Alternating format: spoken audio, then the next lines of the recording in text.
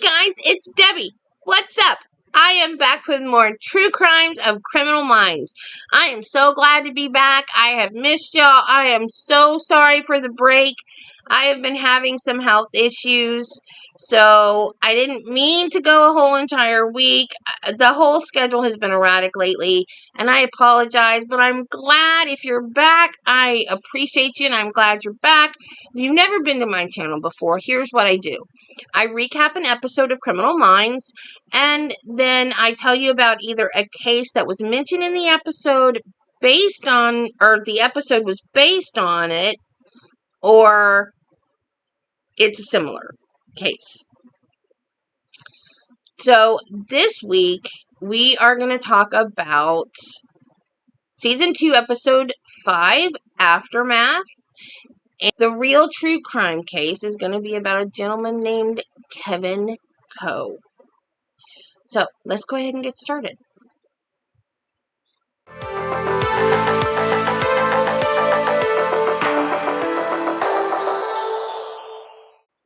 No one gets murdered in this one. No one. That's a rarity for Criminal Minds. So it wasn't easy finding a real life counterpart, but I did it. And we will talk about him after we talk about the episode. This is one of my favorite episodes for two reasons. Number one, I don't really care for Elle. Now, I told you in a previous episode that I didn't really like Haley. I don't hate everyone, y'all. I promise I don't hate everyone. The second reason why I like this episode is because I really like callback episodes. And I think most people do. You know, I'll watch Star Trek or Star Wars or whatever, and then I'll go to YouTube and there's all kinds of Easter egg videos. This was a callback to this. This was a callback to that. And I don't know why. I think most people do, and I don't know why that is, but it's reward. If you feel like you're an insider, I guess. I don't know. Anyway, Lola Glaudini, excellent actress. I don't have a problem with her acting. I don't like the character. I didn't like her attitude. I thought she was kind of pushy. I just never really cared for her. So, Lola Glaudini is from New York, and she got homesick when they were filming in LA, and she asked to be let out of her contract, and they gave her the most beautiful exit arc, huge twist ending, you won't see it coming. They didn't kill her off, which is usually what happens when someone has to be let out of their contract. They kill them. It's like, I guess, punishment for not wanting to work there anymore. So they're like, you're gone. It's evening at Quantico, and the BAU team are still at work, except for Hotch and Morgan. And it's unclear as to why they're all still there. Gideon says, doesn't anyone ever go home? And Elle says, well, you're here. And then JJ says, well, if it makes you feel any better, Hotch and Morgan left. And Reed says, well, yeah, Hotch is married and Morgan's Morgan. So then JJ tells them that they do have a case involving a serial rapist in Ohio. Now, I watch somebody's YouTube channel because I'm always trying to figure out a way around how to not say the bad words. And I saw someone using rapist in place of the real word. And if you can't figure it out, I don't know what to tell you. But this involves a serial rapist. So 3 months prior, roughly one a week, 5 women were raped at a small Bible college. Until 9 days ago, when he picked a whole new victim pattern. 2 women in their 30s were essayed a week apart. These women lived on opposite ends of the city. He was waiting for them when they got home. Elle asked JJ how they know it's the same guy. And that's a fair question given the victimology.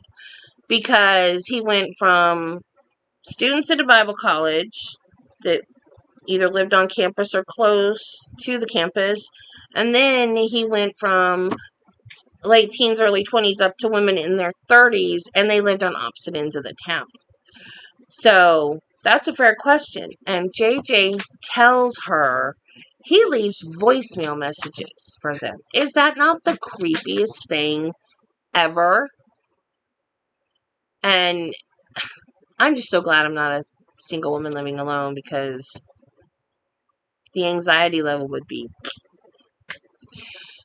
So Reed says that serial rapists rarely change their victimology because it's part of a specific fantasy. Oh, I think Belle wants to be in the show this week. Hey, honey. You say hi? Can you say hi? Can you say hi? Hi, everybody. Say hi, everybody. Okay, Mommy has to tell a story now, okay? Then the POV changes to a woman in a car getting a ride home from someone. She goes inside, she checks her messages, and hears, "It's time for us to meet." Then she hears a voice behind her that says, "You came home early tonight." And then she is attacked by a man with what appears to be a stocking over his head, and he is armed with a gun. The team is on the jet discussing the unsub, and the camera keeps focusing on Elle, who seems to be in a daze and only half paying attention. We find out now that there's a third victim that was attacked the night before. That was the woman that came home to her house, and the guy was there. So they know about her, and they're talking about her on the jet. And they're discussing how people are supposed to feel safe in their home. Reed says that the voice messages are a courtship of sorts, with Hotch saying that he had to have stalked them to know so much about them and their routine. And Elle's behavior is kind of alarming in hindsight, like if you know what happens later, but 100% understandable considering the fact that she was attacked in her own home as well and almost died. You have a right to feel safe in your own home. When they arrive at the police station, they meet Detective Callahan, a gung-ho to the point of being annoying woman who is gushing over being head of this case. And again, I don't hate everyone. She's annoying. I never did emergency medicine, so I can't speak on the process of getting an SA kit. But it does seem like it would be humiliating and almost like being violated all over again. Because you don't, yeah, you have a say. You cannot have them done. But once you're there and started, do this, do that, stand here, take your clothes off over there, put them in this, it's like you're just standing there totally traumatized with people giving you orders and touching you and asking questions about something very person, it's like, it's got to be like being assaulted all over again. And then 3 FBI agents just stroll into the room where you're being examined. That does not happen in real life. That does not happen. And another thing, and I never noticed this before when I've watched this episode. So this shows how close I pay attention to tell you guys about these episodes. She's in the exam room. She's having the essay kit done. There is a huge window. I'm talking huge. I'm not talking like a little peephole through it. I'm talking huge window. You can see people out in the hall walking around and working and stuff. Not only that, there is a curtain that's pushed against the wall. It's not pulled. And let me tell you something, guys. That is the first thing. One of the very first things they teach you in nursing school. You pull a curtain before you start doing anything to a patient. So now that I've seen that, I cannot unsee that. And that is going to tick me off every time I watch this episode. This is why I don't watch medical shows, y'all. I can't. I just can't. I pick and pick and pick. While Hotch, Elle, and Reed are interviewing the latest victim, Detective Callahan, JJ, and Morgan go to the Bible College to interview a victim.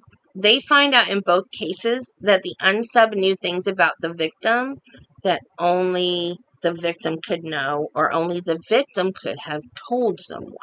So we're talking about private stuff, like likes, dislikes, stuff like that. Hotch plays a voicemail for the victim and asks if his attitude was the same on the phone as when he was in the house. And she said in person, he sounded nervous. Even though he had the gun, he still sounded nervous in person, but on the phone, he didn't. And she said, what does it matter what he sounded like? Someone says, because he can rehearse before he does a phone call, but he can't rehearse when you're right there. So Hodge tells everyone to go get some sleep as they get out of the car at the hotel. But they don't go to sleep, they work. Hodge even makes himself a pot of coffee. So, yeah, they're still working. And then Gideon gets a knock on his door, and it's Detective Callahan. And he goes, what are you doing here? And she's like, oh, well, I got a room down the hall. And Gideon goes, but you live 4 blocks from here. And she goes, yeah, why not be where the action is?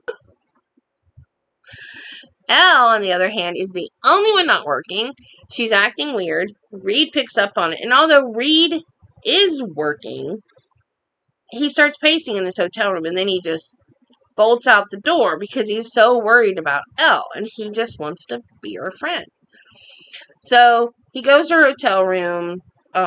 She's drinking the entire minibar, and they sit down and they have a little chat. She opens up to him a little bit, and he tells her, the Fisher King is dead. You won. But she doesn't see it that way, apparently. So the next morning, the team delivers a profile and says that the unsub sees these attacks as dates. And they're trying to find overlaps of the victims. So JJ finds a student that wasn't a reported victim, but she did self-delete right around the time that the unsub's victimology changed. Hodge questions the girl's parents and asks if she left a note that they would be able to analyze. And the mother is adamant that there is no note. And she's so offended that they would even suggest that something like that happened to their daughter. But as they leave, the father secretly gives them the note, and he says the weirdest thing. He's like, I love my wife. And Hodge is like, I'm sure you do. The note reads, I'm choosing the sin of self-deletion over the sin of abortion because I can't bring this baby into the world. And this was a trigger that changed his victimology. So they go back and they talk to the victim from the previous night, and she tells them that she's been trying to have a baby. She's 38 and feels like she's running out of time. She had an appointment to talk about getting inseminated 2 days before the attack. So they find out that the victims are all in their 30s and they're all trying to get pregnant, and they all use the same fertility clinic. They realize that the unsub is trying to get them pregnant. That's why the first attacks were on women at a Bible college. They're less likely to delete a child. The fertility clinic only has female employees, with the exception of the doctor. And while Hodge is there talking to him, he asks somebody to fill out a form. And Hodge asks about it. And the doctor says, oh, it's just a form so they can learn more about their client base. Now, y'all, I was a nurse for 17 years. I have been a patient for much, much longer because I have had GI problems since my teens. I fell off a horse when I was 16 and screwed up my back. I have chronic illnesses. I have autoimmune issues. I've had cancer twice. So I have a lot of experience, and I have never in my life seen a form like that. It has no medical information on it. It asks questions like favorite place to visit, favorite alcohol, favorite singer. That's not a medical form in any universe I know of. And I think it's, I don't want to say lazy writing. I mean, they had to establish a connection somehow. So I'm not going to say lazy writing. I'm going to say unbelievable writing, but not lazy. If you've ever filled out a form like that at a doctor's office, let me know in the comments, because as far as I know, that's not a thing. That's not how that works. So the doctor tells Hotch that he sells them to a direct marketing company, which, I mean, that's even creepier. Because, like, he's like, oh, there's no medical information on the forms. But when you go to your doctor, you expect 100% privacy, right? So if you're filling out a form, you don't expect it to be sold to a direct marketing company. So that's unethical, if you ask me. I just think that's extremely unethical. So Morgan calls Garcia to find out about this direct marketing company, and Garcia confirms that the forms for freshman orientation at the Bible College are processed by the same marketing company.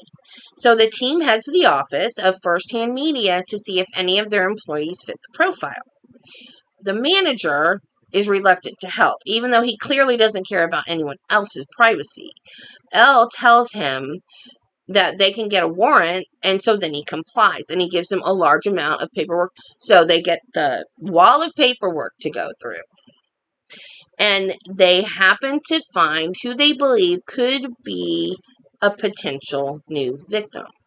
So the police went to the house, knocked on the door, no answer. They called, they left messages, there was never an answer. They left messages saying, please contact the police, it's very important. They never got a call back. They were never able to get in touch with the woman at any phone number they called or at her house. And it's kind of implied that the unsub was in the house with her at the time of the wellness check. And that's why there was no phones answered and no doors answered for the police. So Elle, being Elle with her pushy New York attitude that I don't like, gets super upset, and she goes off on Detective Callahan. And she's way, way out of line, because the police did everything they were able to do. And because they're unable to find another potential victim to stake out in the area, Hotch says that the forms are from a very large area, and if they think that he's onto them, he's going to go, I think he said it was like 8-state region, so he would have just picked up and moved to another state. So Hotch says we need to give him a victim. And he asked Gideon, do you think Elle's ready for it? Well, guess what? Elle was not ready for it. So I'm not sure. They gave her a backstory. They said she was a legal secretary. I don't know. They said the age, and I don't know what all else. But I don't know how they let the unsub know that they had this victim. My headcanon is that they filled out one of those forms and they sent it to the direct marketing company, like expedited it quickly so that it could be put out there. And then they wired Elle up and they put her in this house, which it's unclear to whose house this is, but they put her in the house. And she pulls up, she goes inside. Now, she's completely wired up. What she's supposed to do is go in the house, hang out for a little while, and then leave. So, long enough so that the unsub can come and stake out the house, and then see her leave. And then when she leaves, then he's going to go breaking in the house to wait for her. And that's when they're going to arrest him, because that's a crime. Breaking and entering is a crime. So, Elle, she's hanging out in the house. She's listening to music. She's not leaving when she's supposed to. And Gideon says, Morgan, call her. Well, Morgan calls the house number. She does not answer the phone. So when she does finally leave, she's late leaving. And she's got her gun in the back of her skirt. And they can see that on the security cameras. She has it in the back of her skirt. She is not supposed to be armed at all. She's just supposed to go get in the car, drive away. I mean, It doesn't get much easier than that. But she goes totally off script. She stops at the car like she's going to go in the car and do what she's supposed to do. And then she turns around, walks to the unsubbed car, pulls her gun. FBI, get out of the car. You're under blah, blah, blah, blah, blah. And the guys are like, oh, crap. We don't have anything to hold him on. But they go out and they back her up and they arrest him. And he says, I was just looking at my map. I just pulled over to look at my map. And he had a map on the front seat. Well, y'all, that is not against the law. So, Elle screwed up big time. So, before Elle came out of the house, Morgan had Garcia run the plates. And they came back to William Lee, who works for First Hand Media, which is the direct marketing firm that got the forms. So they arrest him, and he's questioned, but he doesn't own up to anything. And when, you know how they do the thing, I know by now you know because I've mentioned it from several episodes, they do this thing where they're like, oh, you're brilliant, you've got a scratch in our heads, you know, that kind of a thing, like, I want to be your buddy, tell me how you did this, I'm interested, right? So, they start, you know, doing their little thing, and the guy goes, well, he still never admits anything, but he goes, well, whoever's doing this, then they would be doing those women a favor, wouldn't they? I mean, if they're trying to get pregnant. And Gideon's like, yeah, that's exactly right. He would be doing them a favor. And then his defense attorney shows up and questioning stops. So then as he walks out, Elle loses it. Like, totally unprofessional, pure rage. Just, you're letting him go? And, you know, they explain to her, Elle, he's being let go because you screwed up. And she looks at Hodge and she goes, last time you sent me home, Hodge, you got me shot. So Gideon's like, with me, come on, with me, we're going to walk with me. And he's like, stop it. No, you're out of line, I'm professional. Go, chill, calm down, walk it off, whatever you have to do. So the next thing we see is William Lee's pulling up to his apartment.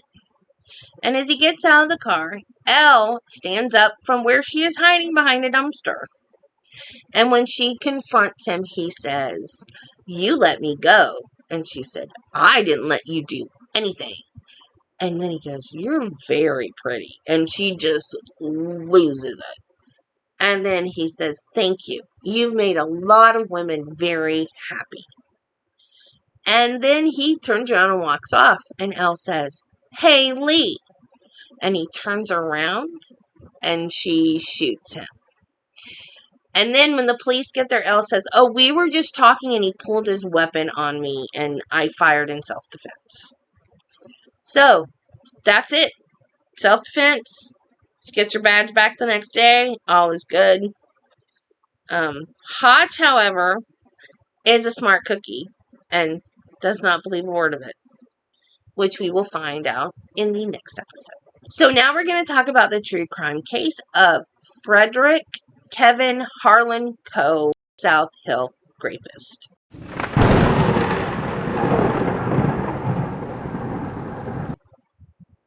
My sources for this was khq.com, kxly.com, humanities.org, historylink.org, theguardian.com.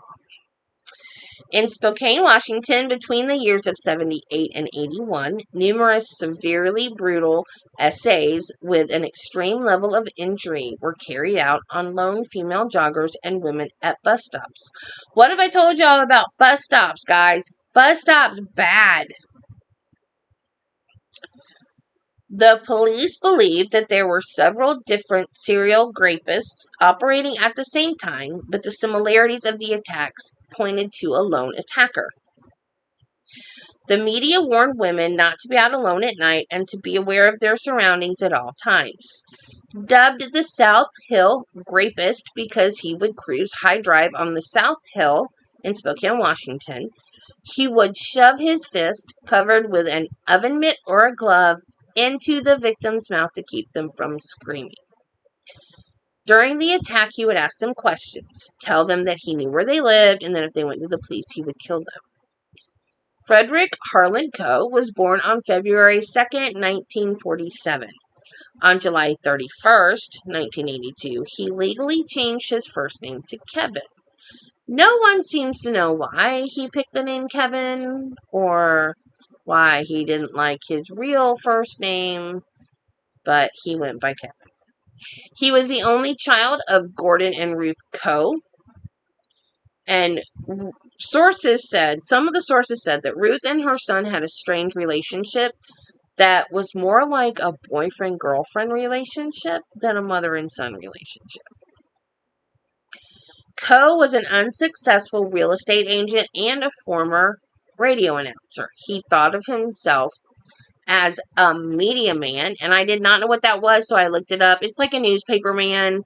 It's like, somebody that controls different outlets of media to dispense information, like his dad was, because his dad worked for the newspaper.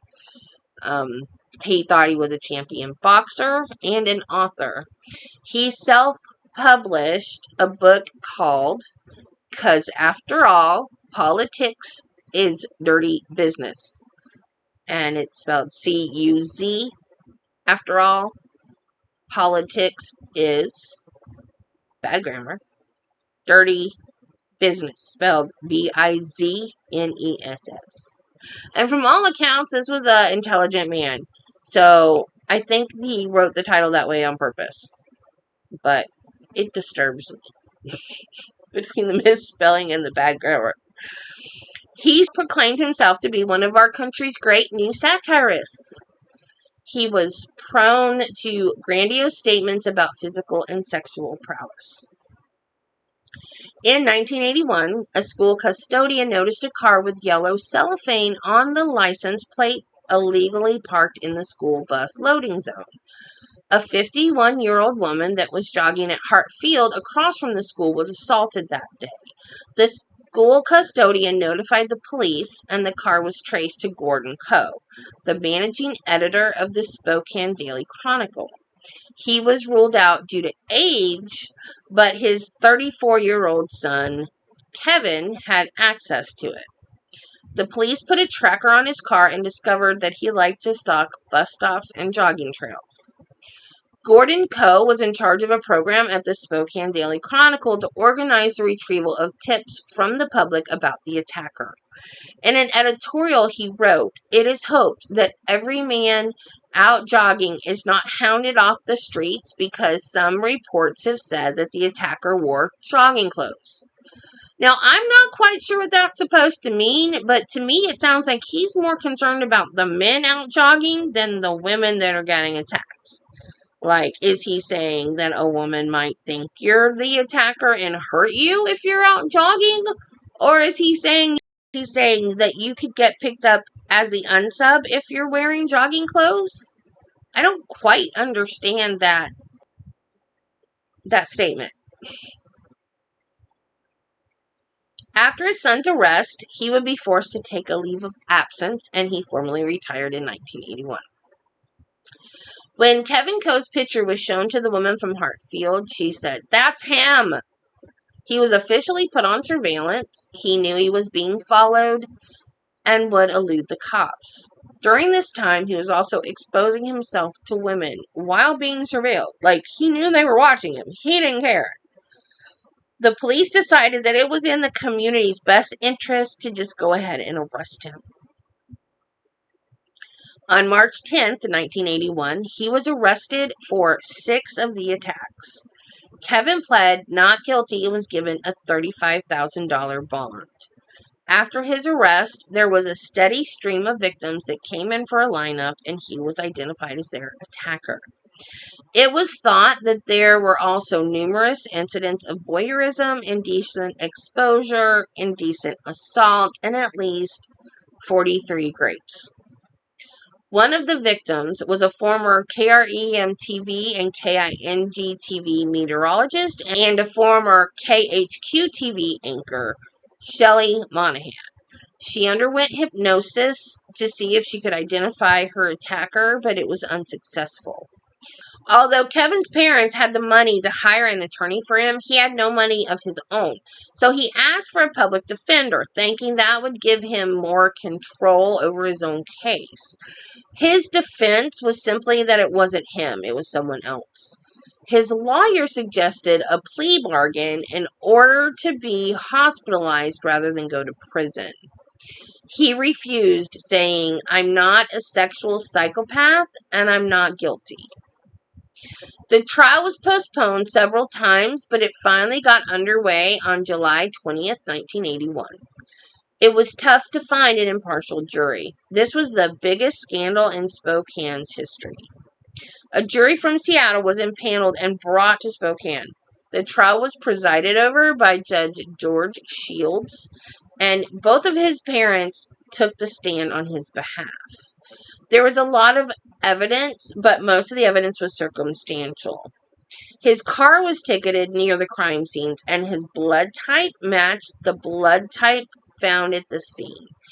He was what's called a secretor, and that means that your blood type can be determined from all of your other bodily fluids. So you don't have to have bled in order for someone to figure out your blood type.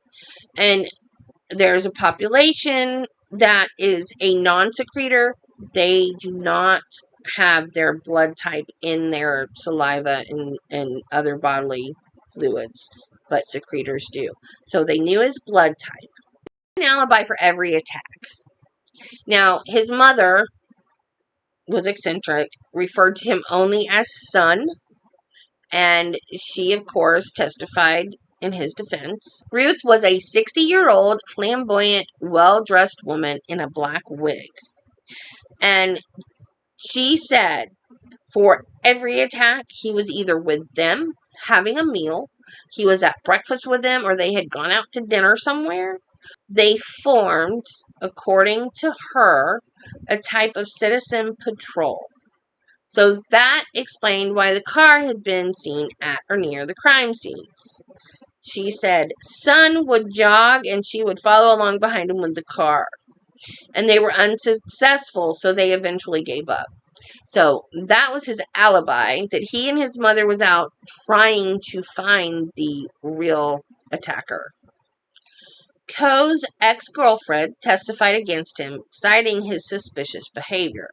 One time, she found him covered with cuts and he was washing an oven mitt at 7 a.m. Now, I don't know about y'all, but I have never woke up in the morning and said, "Oh, I gotta go clean that oven mitt right now." Coe took the stand in his own defense, and he told his whole life story, exaggerating quite a bit. And he denied owning any oven mitts, gloves, or stocking caps. His mother would nod and smile during his testimony, but would sigh loudly and mumble under her breath anytime the prosecution objected. On July 29th, he was convicted of 4 of the 6 essays he was charged with. His mother told Chris Peck, a reporter for the Spokesman Review, that the judge wasn't fair. She said that she would, quote, "never play fair again because the law doesn't play fair." His parents thought that Walla Walla Penitentiary would be too dangerous for him. In fact, in 1994, he was slashed across the throat with a homemade knife, but he recovered from the wound. Now he wanted to stay in a hospital instead of a prison. He should have just taken the plea deal. His parents employed Carl Maxey, a civil rights attorney. It's Maxey. I don't know if it's a Maxey or Maxey. Carl Maxey, a civil rights attorney, to represent him for the sentencing. Maxey believed that he could nudge the judge into a psych option. Dr. Robert A. Wetzler was a specialist in the field of sexual psychopathy. Coe admitted to him that he had done one of the attacks as a ploy to get psychological treatment. He told the doctor he was jealous of the South Hill rapist and did a copycat attack. The doctor testified to what Coe told him and that Coe was willing to get treatment. But the judge denied it because Coe denied being a predator on the stand, and he did not believe that Coe would comply with the treatment. He was sentenced to life plus 75 years. Within 2 months, he was sent to Walla Walla. He later recanted and said that his admission was a ruse to get treatment. He said, quote, "The judge tricked us." During his sentence, he maintained his innocence and refused to attend prison counseling. He was eligible for parole in 1992, but he never applied for it. During his incarceration, he was diagnosed with mixed personality disorder with narcissistic, histrionic, and antisocial features. So I'm going to do a brief summary of what those are in case you don't know. Narcissists have an exaggerated feeling of self-importance, an excess need to be admired, and decreased ability to empathize. Histrionics have excessive attention-seeking behaviors and excessive desire for approval. Antisocial personalities have a disregard for the welfare of others. So he had a mixture of all these three personality types. Ruth wanted to hire someone to kill the judge and the prosecutor. There was a woman named Ms. Cooper, and she was a witness for the prosecution. And she testified about a chance meeting at her home with Mrs. Coe. Mrs. Coe accompanied a woman real estate friend who had a mortgage on Miss Cooper's home and was considering foreclosing. Miss Cooper mentioned borrowing money at high interest from someone tied to the mafia. She said Mrs. Coe became intent at the word mafia and said, "I want a hit." Miss Cooper notified her attorney about 2 months later, and he notified the police. Ms. Cooper said sheriff's detectives then picked her up and drove her to a phone booth because she didn't have a phone in her home, and she made her first call to Mrs. Coe. Yeah, I know, that is like foreign now because everybody's got a phone in their pocket. When she finally agreed to look into the possibility of finding a hitman, Miss Cooper said the defendant exclaimed, "Oh, thank you, I know the Lord led me to you here today." So wrong, y'all. Here's the transcript of the exchange between Ruth and the undercover policeman that she solicited to make the hit. Undercover officer: "We are talking about the same thing. You want those people." Ruth Coe: "Gone." "Dead?" "Dead, right. If I had my druthers, I'd have that prosecutor just made a complete vegetable so that he could never ever be anything but a vegetable. So that they had to care for him forever, and he lived on and on that way." And the judge: "Officer, just tell me what you want." Ruth Coe: "Well, and that judge, I'd like him gone. Dead. And I'd like both of them dead, really. Except that with Brockett, I felt that he's a man of about 46 or 47, and he has been so filthy, and my feeling for him is that I would love to see him with just an addle-pated vegetable that had to be cared for, that his family had to take care of for the rest of his life. I mean, diapers and all the rest of it. He wanted 42 years of my son's life gone. I'd like to see him sit 42 years in as a baby. But to have gone would be great too. To have him gone would be great too. I mean, you can never be sure, I suppose, how you clobber them. That could be the way it'd come out. So dead is great. But I do think he should suffer." She handed the undercover cop $500 down and was arrested. And then she said, "I thought so. I thought so. I really did think so." She's not a very smart woman, if you ask me. The arrest of Ruth Coe made international news. I'm so sorry about my dog's coughing. He does that. The arrest of Ruth Coe made international news.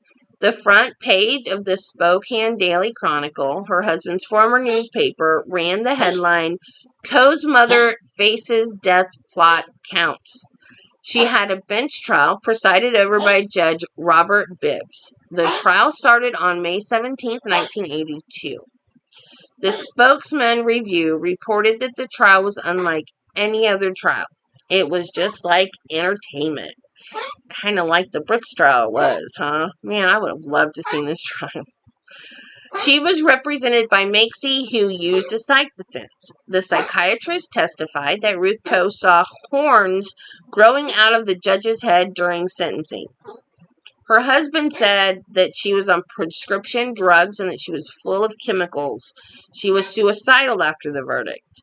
The prosecutor said no, it was just pure old-fashioned revenge and hate. The trial was briefly delayed for a suicide watch at the hospital. The judge found her guilty but was moved to pity. She was given a 20-year suspended sentence, 1 year in the county jail of her choosing. Oh, I think I'll just pick the jail. I'll go to this fancy one over here where I can get filet mignon every day.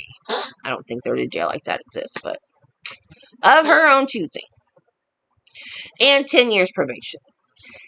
Kevin told the Seattle Post-Intelligencer that he didn't understand why he wasn't called to testify. Yeah, because that would have been great, right? That would have just gone perfect. In June 1984, the Washington Supreme Court overturned the conviction because the witnesses had been hypnotized in order to get an ID. He was released on bond for 1 year. He was retried on 4 of the 6 cases and was convicted on 3 of the 4 charges. On February 25th, 1985, he was given life plus 55 years. But wait, there's more. On January 29th, 1986, the Washington Supreme Court overturned the convictions again for the same reason. The 3rd conviction was upheld. The other 2 were vacated. He received a 25-year sentence. He could have been released in 1992, but he refused to attend his parole hearings. In 2006, he had served his entire 25-year term. He spent his sentence researching his own crimes to find the real rapist. His release was blocked, and a petition was filed to have him civilly committed under the Sexually Violent Predator Act. The prosecution wanted him to be tried for civil commitment on December 22nd, 2007. The civil trial was delayed until 2008 when his sentence had ended. It lasted a month and included new evidence and DNA that connected him to the case. An SA kit that had never been tested was found, and the DNA was tested, and it matched the one case that he had been convicted for. The main witness at the civil commitment trial was Dr. Amy Phoenix, who spent over 500 hours reviewing 70,000 pages of documents. The court ordered him to take a sexual predator test. A sexual adjustment inventory, or an SAI, identifies sexually deviant and paraphiliac behavior in adults accused or convicted of sexual offenses and has been standardized on thousands of sex offenders. The SAA is an adult, male and female, sex offender assessment test. He refused to comply with the order to take the test, and the jury was instructed that they could take that into consideration when making their decision. Dr. Phoenix was asked by the defense if he had taken the test and passed it, would her diagnosis have changed? And she said absolutely not because of his behavior. The jury granted him to be held indefinitely. He is, to this day, held at the Civil Commitment Facility on McNeil Island in Puget Sound in Washington. And in 2011, there was also a prison there that was closed due to budget cuts, but the civil commitment place is still there, and they are considered residents, not inmates, kind of like how nursing home patients are considered residents. They live there, they reside there, they're residents. So it's the same way with this civil commitment place. Through a public Records request the spokesman's review obtained thousands of pages of writing that Coe did in jail. They included notes, prison complaints, legal work, and a self-published adult novel. They showed that he was smart, arrogant, and sex-obsessed. He was manipulative and wrote dozens of manic love letters to a Hanford secretary that he later married in prison. She sent him money, pitched his book proposals to editors, and brought him expensive food during their monthly conjugal visits. Okay, yo, I actually had to stop reading at this point because they went into detail about these writings and these books and these things, and it turned my stomach. And usually, I don't have a problem with this kind of stuff. I don't know, y'all might think I'm weird or whatever because I just read whatever about crimes. But this one, I couldn't. This one was... And this guy never killed anybody either. But yeah, I just couldn't. So that is it on Kevin Coe and the episode Aftermath. I hope you enjoyed it. And I am very glad to be back. And I am glad that you are back watching me. And remember, be kind to people. Love your family. And I'll see you next time.